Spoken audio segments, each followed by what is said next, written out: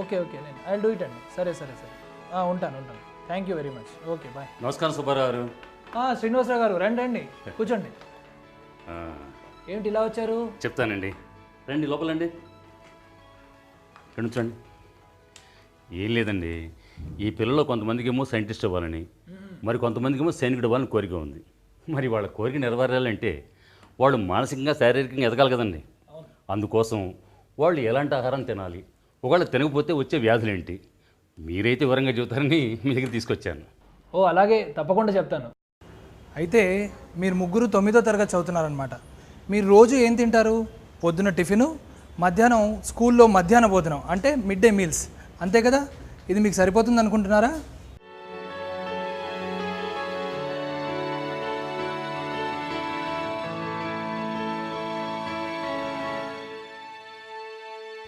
అయితే మీరు తీసుకునే ఆహారం మీకు సరిపోదు. ఎందుకంటే మీరు పెరిగే వయసులో ఉన్నారు కాబట్టి మీ శరీర దారుఢ్యాన్ని నిర్మించడానికి కూడా మీకు ఆహారం చాలా అవసరం. అలాగే మీ మెదడు చురుగ్గా పనిచేయాలంటే ఎంతో శక్తి కావాలి. అది కాకుండా మీకు రోగనిరోధక శక్తి పెంచడానికి కూడా ఆహారం అవసరం. ఇవన్నీ రకాల ఆహారం తీసుకోవాలి. ఎలాంటి ఆహారం సార్? పిండి పదార్థాలు, మాంసకృతులు, వీటిని స్థూల పోషకాలు అంటారు. పిండి పదార్థాలు మనకు శక్తినిస్తాయి, అలాగే మాంసకృతులు మన శరీర దారుఢ్యాన్ని పెంచడానికి పనికొస్తాయి. విటమిన్లు, ఖనిజ లవణాలు, వీటిని సూక్ష్మ పోషకాలు అంటారు. ఇవి మనకి రోగాలు రాకుండా నిరోధిస్తాయి.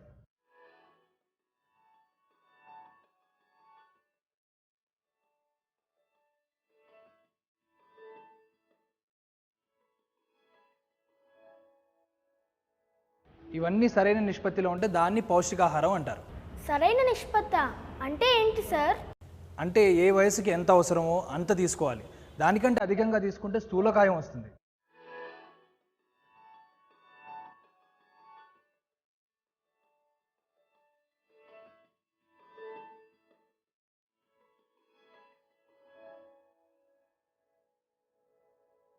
స్థూలకాయం ఉన్న పిల్లలు పెరిగిన తర్వాత వాళ్ళకి మధుమేహం, మూత్రపిండాలకు సంబంధించిన వ్యాధులు, అలాగే గుండెకి సంబంధించిన వ్యాధులు, రక్తనాళాలకు సంబంధించిన వ్యాధులు, పిత్తాశయానికి సంబంధించిన వ్యాధులు, ఇలాంటివి చాలా వస్తాయి. అందుకే మనం తిన్న శక్తిని ఇచ్చే ఆహారం తిన్న తర్వాత దాన్ని అంతా ఖర్చు పెట్టడానికి ఆడుకోవాలి లేదా వ్యాయామం చేయాలి.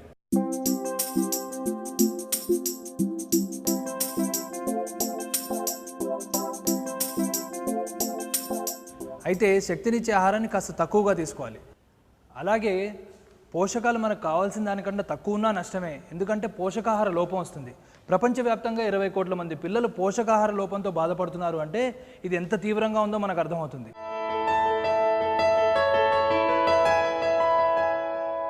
అసలు పిల్లలలో పోషకాహార లోపం ఉందని ఎలా తెలుస్తుంది? ఎలాగంటే శరీరం శుష్కించిపోయి ఉంటుంది, శ్వాసకోశ వ్యాధులతో బాధపడుతూ ఉంటారు, జుట్టు రాలిపోతూ ఉంటుంది, నిస్పృహగా ఉంటారు, చాలా అలసటగా ఉంటారు. వీరిలో రోగనిరోధక శక్తి బాగా తగ్గిపోతుంది. అది కాకుండా ఉష్ణోగ్రతలో చాలా మార్పులు వస్తూ ఉంటాయి. పిల్లల్లో స్థూల పోషకాల వల్ల వచ్చే ఆహార లోపాలు 2 రకాలు. ఒకటేమో కొవ్వు పదార్థాలు, శక్తినిచ్చే కార్బోహైడ్రేట్లు తగ్గడం వల్ల వచ్చే శక్తి పోషకాహార లోపం.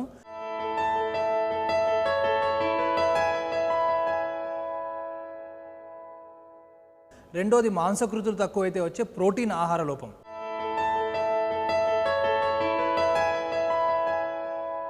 ప్రోటీన్ లోపం వల్ల పిల్లల్లో క్వాషియార్కర్ అనే రోగం వస్తుంది. క్వాషియార్కర్ అంటే నిర్లక్ష్యింపబడిన శిశువు అని అర్థం. ఇలాంటి పిల్లల్లో జుట్టు నిగారింపు తగ్గుతుంది, జుట్టు రాలిపోతుంది, ఇలా కడుపు దగ్గర, కాళ్ళ దగ్గర ఇలా అంతా ఉబ్బినట్టు ఉంటుంది. వీళ్ళు సరిగ్గా ఆడుకోలేరు, తొందరగా ఎదగరు, చర్మం అంతా ఇలా బిగుసుకుపోయి వేలాడిపోయినట్టు ఉంటుంది. ఈ పిల్లల్లో ఆకలి ఉండదు, వీళ్ళు సరిగ్గా పెరగరు. వీళ్ళకి పిండి పదార్థాలు, కొవ్వు పదార్థాలు అధికంగా ఉన్న ఆహారాన్ని ఇస్తే ఈ రోగాన్ని నిరోధించవచ్చు.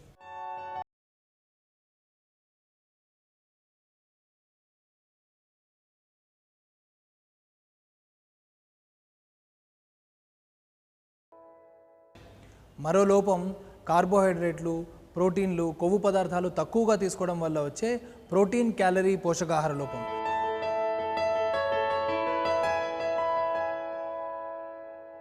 దీనివల్ల చిన్నపిల్లల్లో మెనాస్మస్ అనే ఒక వ్యాధి వస్తుంది. ఇది తల్లిపాలు తక్కువగా తాగే పిల్లల్లో చాలా ఎక్కువగా వస్తుంది.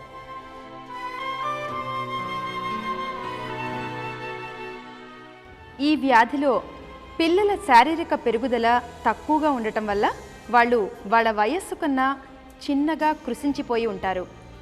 కాళ్ళు చేతులు పుల్లలుగా ఉంటాయి. ప్రక్కటెముకలు పొడుచుకొచ్చినట్లుగా ఉంటాయి.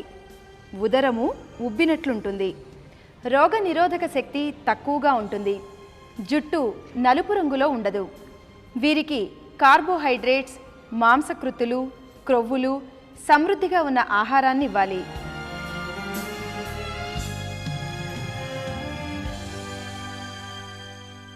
మరి సూక్ష్మ పోషకాల లోపం వల్లనో? మంచి ప్రశ్న అడిగావు. Iron, iodine, potassium, selenium, strontium, magnesium ఇటువంటివన్నిటిని సూక్ష్మ పోషకాలు అంటారు.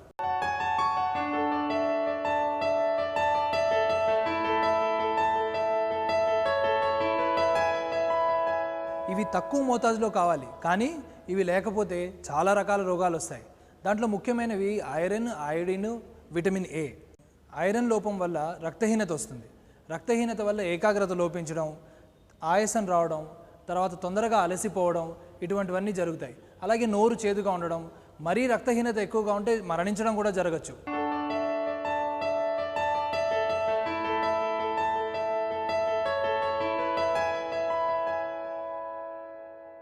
ఈ రక్తహీనత రాకుండా ఉండడానికి ఆకుకూరలు, మాంసం అధికంగా తీసుకోవాలి.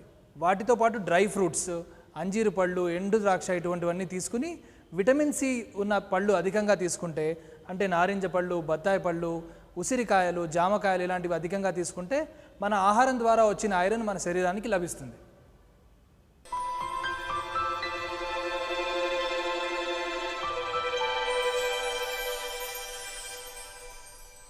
అయోడిన్ లోపం వల్ల థైరాయిడ్ గ్రంథి వాచి గాయిటర్ అనే వ్యాధి వస్తుంది. గర్భిణీ స్త్రీలలో అయోడిన్ లోపిస్తే పిల్లలు చెవిటివారు, మూగవారుగా పుట్టచ్చు. పిల్లలలో అయోడిన్ లోపిస్తే మానసిక ఎదుగుదల తగ్గుతుంది. కాబట్టి మన అందరం అయోడిన్ ఎక్కువగా ఉన్న ఉప్పును తీసుకోవాలి. ఈ చిహ్నం చూసి అయోడైజ్డ్ ఉప్పు ప్యాకెట్ మన అందరూ కొనుక్కోవాలి. అలాగే విటమిన్ ఏ లోపం వల్ల మనకు అంధత్వం వస్తుంది. రేచికటి రావచ్చు, కళ్ళల్లో ఇలాంటి తెల్ల మచ్చలు వస్తాయి, దానిని బిటాట్ స్పాట్స్ అంటారు. ఇవన్నీ రాకుండా ఉండాలంటే విటమిన్ ఏ అధికంగా ఉన్న ఆహారాన్ని తీసుకోవాలి. విటమిన్ ఏ దేంట్లో అధికంగా ఉంటుందంటే ఈ పచ్చని పళ్ళు, మామిడి పళ్ళు, పప్పాయి పండు, క్యారెట్ ఇటువంటివి, అలాగే గుడ్లు, చేపలు, మాంసం ఇటువంటి వాటిల్లో, ఆకుకూరల్లో విటమిన్ ఏ చాలా అధికంగా ఉంటుంది.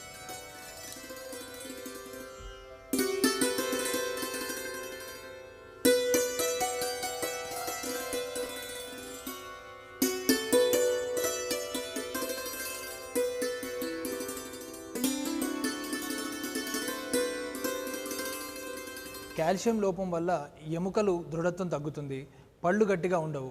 కాబట్టి కాల్షియం అధికంగా ఉన్న ఆహారం తీసుకోవాలి. అంటే పాలు, రాగులు, జున్ను ఇటువంటివన్నీ అధికంగా తీసుకోవాలి.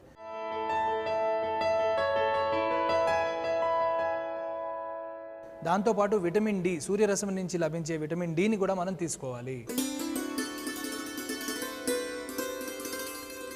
వీటితో పాటే సూక్ష్మ పోషకాలైన సోడియం, సెలీనియం, మెగ్నీషియం, స్ట్రాన్షియం ఇటువంటివి మనకు చాలా అవసరం.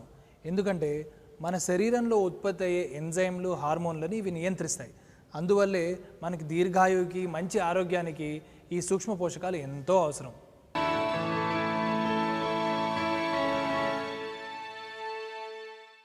నీరు లేకపోతే జీవమే లేదు. కనుక జీవులకు నీరు ఎంతో అవసరం.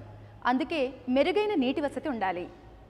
ఏ ఋతువుల్లో దొరికే కూరగాయలు, పళ్ళు ఆ ఋతువుల్లో తప్పకుండా తీసుకోవాలి.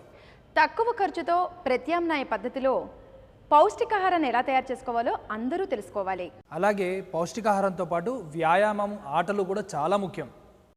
తల్లిపాల ప్రాముఖ్యత తెలుసుకుని వీలైనన్ని ఎక్కువ రోజులు పిల్లలకు తల్లిపాలు పట్టించాలి.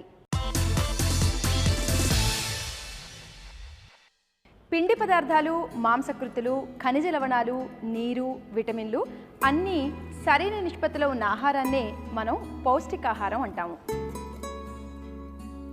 పిండి పదార్థాలు, మాంసకృతులు, క్రొవ్వులు, నీరు ఇవి స్థూల పోషకాలు. ప్రోటీన్ పోషకాహార లోపం వల్ల పిల్లల్లో క్వాషియార్కర్ అనే వ్యాధి వస్తుంది. ప్రోటీన్ క్యాలరీ పోషకాహార లోపం వల్ల పిల్లల్లో మెరాస్మస్ అనే వ్యాధి వస్తుంది. ఈ వ్యాధి తల్లిపాలు తక్కువ తాగిన పిల్లలకు వస్తుంది. కాబట్టి వీలైనన్ని ఎక్కువ రోజులు పిల్లలకు తల్లిపాలు పట్టించాలి. Calcium, sodium, potassium, magnesium, selenium, iron, విటమిన్లు, ఫాస్ఫేట్, ఫ్లోరిన్, అయోడిన్, జింక్ ఇవన్నీ కూడా సూక్ష్మ పోషకాలు. ఇవి మన ఆరోగ్యానికి, దీర్ఘాయుషుకు చాలా అవసరం.